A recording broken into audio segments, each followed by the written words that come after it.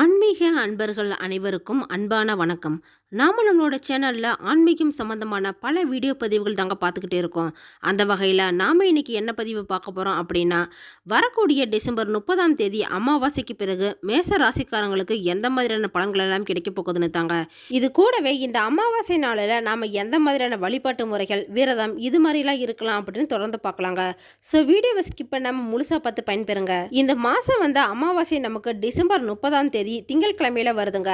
அன்னைக்கு அதிகாலையில 4:44 ஆரம்பிச்சு அடுத்த நாள் காலையில 5:03 வரைக்குமே இந்த அமாவாசை திதியானது நமக்கு அமைஞ்சிருக்குதுங்க. இந்த அமாவாசை தினத்துல சூரியனும் சந்திரனும் நேர்கோட்டில் வருதுங்க. அதாவது ஒன்றை ஒன்று பார்த்துக்குது. இந்த நாள்ல முன்னோர்கள் புண்ணியலோகத்துல இருந்து பூமிக்கு வராங்க. அதனால பித்ரு தேவதைகள் என்ற முன்னோர்களை நாம வழிபட்டு அவங்களுக்கு மரியாதை செஞ்சு அதுக்கப்புறமா இந்த அமாவாசை தினத்துல புதிய காரியம் ஏதாவது நம்ம தொடங்குறோம் அப்படின்னா அது நிச்சயமா நல்லதா நடக்கும் அப்படின்னு நம்பப்படுதுங்க. அந்த நாளில் நல்ல காரியம் செய்கிறதுனால நமக்கு எந்த ஒரு தீங்குமே ஏற்படாது. ஏன்னா அது முன்னோர்கள் பூமிக்கு வர தினமாக தாங்க சொல்லப்படுது. அதனால தான் இந்த அமாவாசை நாளில் ஜீவ சமாதிகள் கூட புதிய உத்வேகம் பெறுதுங்க. அநேக குரு பூஜைகள், அஷ்டான பூஜைகள் இப்படின்னு இது எல்லாமே இந்த அமாவாசை நாளில் தாங்க நடக்குது. இது மட்டும் இல்லாமல் பல கோவிலில் நள்ளிரவு பூஜையுமே செய்யறாங்க. இந்த நாளில் நாம வீடு வாசல் இல்லாத ஏழைகளுக்கு அமாவாசை அன்னைக்கு அன்னதானம் கொடுக்கலாங்க. அது மட்டும் இல்லாமல் ஒவ்வொரு அமாவாசை அன்னைக்கும் உங்களால் முடிஞ்ச உணவை அன்னதானமாக கொடுக்கலாம் மற்றவங்களுக்கு. இதோட மற்ற ஜீவராசிக்கு கூட நம்ம உணவு கொடுக்கலாங்க. அதாவது உதாரணமாக பார்த்தீங்கன்னா நாய், பசு, குரங்கு, எறும்பு இது மாதிரி தாங்க. இந்த அமாவாசை பௌர்ணமி போல தாங்க முக்கியமான நாளாக சொல்லப்படுது. ஒரு மாதத்தில் வளர்ப்பிறை முடிஞ்சு தேய்பிறையின் நிறைவாக தான் இந்த அமாவாசை அமையுதுங்க. இதுக்காகவே மக்கள் பல பேர் காத்துக்கிட்டு இருக்காங்க. ஏன்னா இந்த அமாவாசை நாளில் குலதெய்வ வழிபாடு, முன்னோர்களின் வழிபாடு, ஏதாவது புதிய காரியம் தொடங்கலாம் அப்படின்னு தாங்க இன்னும் பல விஷயத்துக்காகவே காத்துட்டு இருக்காங்க.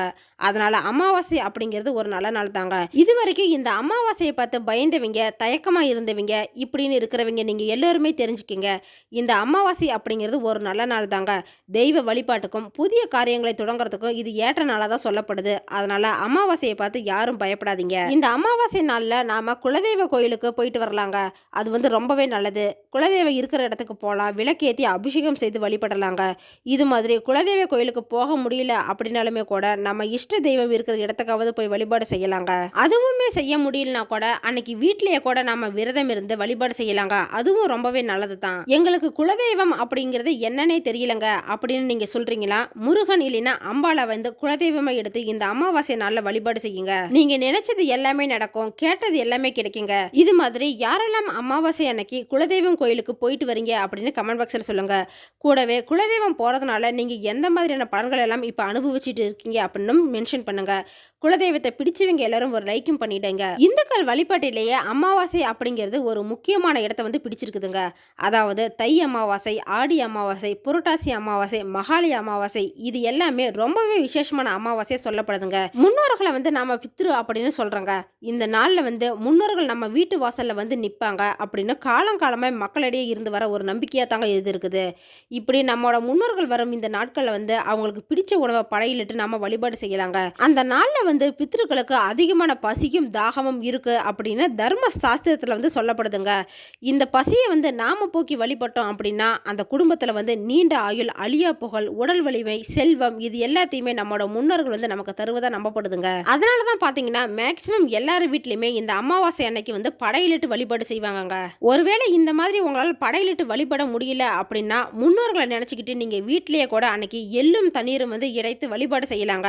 இதை நாம தர்ப்பணம் அப்படின்னு சொல்றோம். இது கூடவே அன்னைக்கு வீட்டில் இருக்கிற பசுமாட்டிற்கு அகத்திக்கரை கொடுக்கறதும் தர்ப்பணம் செஞ்ச பலனை தாங்க நமக்கு கொடுக்கும். அது மட்டும் இல்லாம முடிஞ்சவங்க புண்ணிய ஸ்தலம் மற்றும் நீர்நிலைகள்ல கூட இந்த தர்ப்பணம் செய்து வழிபடுறது நம்மளோட வழக்கத்துல இருக்குதுங்க. இது மாதிரி மாசம் மாசம் புண்ணிய ஸ்தலத்துக்கு போக முடியல அப்படின்னாலும் கூட கண்டிப்பா வருஷத்துல ஒரு தடவையாவது எல்லாருமே போய் இந்த தர்ப்பணத்தை கொடுத்துட்டு வந்துடுறாங்க. இது மாதிரி தர்ப்பணம் கொடுக்கறது மூலியமா நமக்கு இருக்கிற பித்ரு தோஷங்கள் எல்லாமே நீங்கிடுங்க. நமக்கு தெரிஞ்சும் தெரியாமலும் செய்யற பாவங்கள் எல்லாமே நீங்கிடுங்க. எல்லா வகையிலுமே சகல சௌபாகங்களுமே நம்மளோட முன்னோர்கள் நமக்கு அருள்வாங்க அப்படின்னு மக்கள் இன்றைக்குமே நம்புறாங்க. இந்த அமாவாசை அன்னைக்கு அவங்களுக்கு பிடிச்ச உணவை நம்ம படையிலிட்டு அதை காக்காவுக்கு சாப்பிட வைக்கலாங்க. இதன் மூலியமா நம்மளோட முன்னோர்களே காக்கை உருவத்துல சாப்பிட்றாங்க அப்படின்னு எல்லாருமே நம்புறாங்க. இந்த அமாவாசையை பத்தி கருட புராணத்துல முன்னோர்களுக்கு நாம என்னென்னலாம் செய்யலாம் அப்படின்னு சொல்லப்பட்டு இருக்குதுங்க. இது பெருமாள் கருடனுக்கு போதித்தது போல அமைஞ்சிருக்குதுங்க. இது மட்டும் இல்லாம முக்கியமா அமாவாசை அப்படிங்கிறப்ப கண் திருஷ்டி தாங்க ஞாபகத்துக்கு வரும். வீடு, கடை, தொழில் செய்யற இடம், இது மாதிரி எல்லா இடத்துலயுமே அன்னைக்கு பூசணிக்காய், தேங்காய் இல்லைன்னா எலுமிச்சை பழம் இது மாதிரி எல்லாம் உடைத்து வழிபாடு செய்யறது நம்மளோட வழக்கத்துல இருக்குதுங்க. இது மாதிரி அமாவாசையை பத்தி நீங்க இன்னும் நிறைய தெரிஞ்சுக்கணும் அப்படின்னு ஆசைப்பட்டீங்கன்னா நம்மளோட சேனல் வந்து பல வீடியோ பதிவுகள் இருக்குங்க. அது எல்லாமே போய் விசிட் பண்ணி பாருங்க. காலபுருஷ தத்துவத்துல முதலாவது அமைஞ்சிருக்கிற ராசி தாங்க இந்த மேசராசி. இந்த மேசராசிக்கு அதிபதியா இருக்கிறது செவ்வாய் பகவான் தாங்க. மேசராசிக்காரங்களை பொறுத்த வரைக்கும் ராசிநாதனா இருக்கக்கூடிய செவ்வாய் வந்து 4ஆம் இடத்துல நீச்சம் பெற்று இருக்கிறாருங்க. ராசிநாதன் நீச்சம் அடைஞ்சா பலம் இல்லையே அப்படின்னு நினைக்காதீங்க. அவர் 4ஆம் இடத்துல நீச்சமாக்கி இருக்கிறாரு. அதனால நீச்சபங்க ராஜயோகம் அப்படின்னு அதுக்கு பேருங்க. அதனாலேயே மிகப்பெரிய விருத்தி எல்லாம் கிடைக்க போகுதுங்க இந்த மேசராசிக்காரங்களுக்கு. பணவரவும் ரொம்ப நல்லா தாங்க இருக்க போகுது. தாராளமா பணப்புழக்கம் வந்து உங்களுக்கு உண்டாகும். நிறைய தனலாபம் வரக்கூட ஆரம்பிக்குங்க. இந்த பணம் வச்சு பணம் சம்பாதிக்கிற வேலை செய்யறவங்களுக்கு நிறைய பொருள் சேர்க்கையில உண்டாக போகுது. இந்த அமாவாசைக்கு பிறகு சுக்கிரனும் புதனும் சாதகமான வீட்டுல தாங்க பயணம் செய்யறாங்க. அதனாலேயே பாத்தீங்கன்னா பணவரவு நல்லா தாங்க இருக்கும். செல்வாக்கு கூட அதிகரிக்குங்க. வீடு மனை வாங்குற யோகம், அக்ரிமெண்ட் போடுறது இப்படின்னு எல்லாமே நடக்க போகுதுங்க. இது கூடவே வீட்டுக்கு தேவையான பொருட்களை வாங்குவீங்க. நகை, துணி இது எல்லாமே வாங்கி சந்தோஷம் கூட படுவீங்க. 5ஆம் பாவாதிபதியா இருக்கக்கூடிய சூரியன் வந்து 9ஆம் இடத்துல அமர்ந்திருக்கிறாருங்க. அதனால கண்டிப்பா நீங்க தொட்டது எல்லாமே துலங்கும், கேட்டது எல்லாமே கிடைக்கும், நினைச்சது எல்லாமே நடக்குங்க அப்படின்னு சொல்லக்கூடிய அளவுல தாங்க இது எல்லாமே அமைஞ்சிருக்குது. செய்தொழில் செய்யறீங்க அப்படின்னா அதுல கூட முன்னேற்றம் கிடைக்குங்க. இல்ல நீங்க சாதாரண கடை தான் வச்சிருக்கீங்க அப்படின்னா தொழிலை வந்து விரிவுபடுத்துறதுக்கான வாய்ப்பு கூட இப்ப கிடைக்க போகுதுங்க. பிள்ளைகளுக்கு வந்து இப்ப திருமண ஏற்பாடெல்லாம் செய்ய போறீங்க. ஜாதக பொருத்தம் பார்த்துக்கிட்டு இருக்கீங்க அப்படின்னா இப்ப வந்து அந்த ஜாதகம் எல்லாமே பொருந்தி வர போகுதுங்க. அதனால வீட்டுல வந்து திருமணம் வந்து ஏற்பட போகுது. உங்க ராசிநாதனான செவ்வாய் வந்து 4ஆம் இடத்துல கேந்திர பலம் பெற்று வக்கரமா உட்கார்ந்து இருக்கிறாருங்க. அப்படிங்கறதுனால சகோதர வழியில நல்லது எல்லாமே நடக்கும். அதே மாதிரி வீட்டை வந்து புதுப்பிக்கிறீங்க அப்படின்னா அதுக்கான வாய்ப்பு கூட கிடைக்க போகுதுங்க. இதே மாதிரி பாத்தீங்கன்னா 6ஆம் இடத்துல இருக்கக்கூடிய கேது பகவானால உங்களுக்கு முன்னோர்கள் மூலியமா வர வேண்டிய சொத்து பத்து, காசு, பணம் இது எல்லாத்தையுமே கொடுக்க போறாருங்க. 9ஆம் இடத்துல வந்து சூரியன் உட்கார்ந்து இருக்கிறாருங்க. அதனால அப்பாவோட உடல் நலத்துல கொஞ்சம் கவனம் காட்டுங்க. உங்களுக்கு அப்படின்னு பாத்தீங்கன்னா உடல்நிலையில இதுவரைக்கும் இருந்த பாதிப்பு எல்லாமே கொஞ்சம் கொஞ்சமா குறைய போகுதுங்க. தனலாபம் கொடுக்கக்கூடிய இடத்துல தாங்க குரு பகவான் இருக்கிறாரு. இந்த குரு பகவான் 2ஆம் இடத்துல இருக்கிறது அப்படிங்கிறது ரொம்பவே சிறப்புங்க. 9ஆம் இடத்துல சூரியன், 9க்கு அதிபதி வந்து 2ஆம் இடத்துல உட்கார்ந்து இருக்கிறாருங்க. அப்ப கண்டிப்பா உங்களுக்கு இந்த டைம் வந்து கடன் எல்லாமே அடைக்கிறதுக்கான வாய்ப்பு அதிகமா இருக்க போகுதுங்க. புதுசா கடன் வாங்குறீங்க அப்படின்னா அது கூட கிடைக்குங்க. தொழில ஆரம்பிக்கலாம், திருமணம் நிச்சயமாகும், புது வேலை கிடைக்கும், புதுசா இடத்துக்கு போகிற வாய்ப்பு கூட கிடைக்குங்க. இது வரைக்கும் கைக்கு வராத பணம் கூட கிடைக்க போகுது. புதன் பகவான் கூட நல்லா தாங்க இருக்கிறாரு. அதனால படிக்கிற பிள்ளைகளுக்கு நல்லா தாங்க இருக்க போகுது. நினைச்சது எல்லாமே நடக்கும். ஸ்டூடெண்ட் டீச்சர்ஸ் கிட்ட இதுவரைக்கும் இருந்து வந்த ஆர்கியூமெண்ட் எல்லாமே மறைய போகுதுங்க. அவங்க உங்களுக்கு உதவியா தான் இருப்பாங்க. சனி பகவான் கூட வலுவா தாங்க இருக்கிறாரு. அதனால வியாபாரம் வந்து நல்லா அமோகமா இருக்க போகுது. லாபகரமா தாங்க இருக்கும். அது கூடவே புதுசா ஏதாவது ஏஜென்சி எடுக்கக்கூடிய வாய்ப்பு கூட இருக்குதுங்க. உங்களுக்கு உத்தியோகத்துல கூட உங்களுக்கு நல்ல ஒரு முன்னேற்றம் தாங்க கிடைக்க போகுது. புதுசா சலுகை எல்லாம் கிடைக்கும். ஹையர் ஆபீசர்ஸ் கிட்ட இருந்து உங்களுக்கு நல்ல ஒரு ஆதரவு கிடைக்குங்க. அதனால பதவி உயர்வு, சம்பள உயர்வு இது மாதிரி எல்லாம் கிடைக்கலாம். புதுசா வேலை முயற்சி செய்யறீங்க அப்படின்னா வேலை கூட கிடைக்குங்க. எல்லா வகையிலுமே ஜெயிச்சு காட்ட தான் போறீங்க. நீங்க பழைய கடன் பிரச்சனை எல்லாமே கொஞ்சம் கொஞ்சமா தீர்ந்துடுங்க. குடும்பத்துல வருமானம் கூட அதிகமாகும். கவர்மெண்ட் வேலையில இருக்கிறவங்களுக்கு மிக சிறப்பா அமைஞ்சிருக்குதுங்க. சலுகைகள் ஏதாவது கிடைக்கலாம். இல்ல கவர்மெண்ட் வேலையில பெரிய லெவல்ல இருக்கிறவங்களுக்கு வந்து முன்னேற்றம், இடமாற்றம் இது எல்லாமே கிடைச்சு சந்தோஷமா இருப்பீங்க. இந்த சனி பகவான் வந்து 11ஆம் இடத்துல இருக்கிறது அப்படிங்கிறது வந்து அதுவுமே தனலாபம் சம்பந்தப்பட்ட இடம் தாங்க. கண்டிப்பா கை நிறைய பணம் கிடைக்கும். ஏதாவது வித்தம் வாங்கணும் அப்படின்லாம் இருக்குங்க. சுக்கிரனை பொறுத்த வரைக்கும் பாத்தீங்கன்னா செலவுகள் வந்து அதிகமாகலாங்க.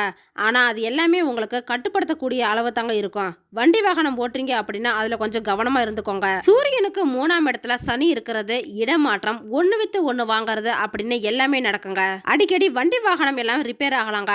அதெல்லாம் கூட இப்ப மாத்திட்டு புதுசா வாங்குவீங்க. குரு பகவானோட அனுகிரகம் வந்து கூடிக்கிட்டே போகுதுங்க. அதனால உங்களுக்கு ஊர்ல ஏதாவது விசேஷத்துக்கு முன்னாடி நின்று நடத்துற தலைமை தாங்குற பொறுப்பெல்லாம் கிடைக்கலாங்க.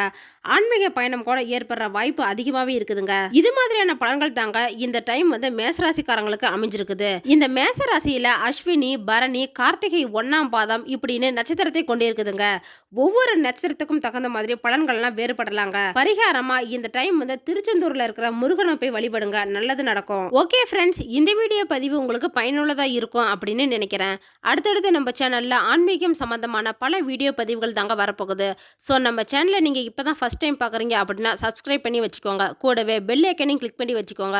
அப்பதான் நாங்க போடுற வீடியோ பதிவு உங்களுக்கு உடனே கிடைக்கும். இந்த வீடியோ உங்களுக்கு பிடிச்சிருந்தா லைக் பண்ணுங்க, ஷேர் பண்ணுங்க, கமெண்ட் பண்ணுங்க. அதோட உங்க ஃப்ரெண்ட்ஸ் அண்ட் ஃபேமிலிக்கும் ஷேர் பண்ணுங்க. அவங்களும் இந்த வீடியோ பதிவை பார்த்து பயன்பெறட்டும். மற்றொரு ஆன்மீக தகவல் வீடியோவோடு உங்களை சந்திக்கிறேன். ஆன்மீக அன்பர்களான உங்களுக்கு நன்றியும் வணக்கமும்.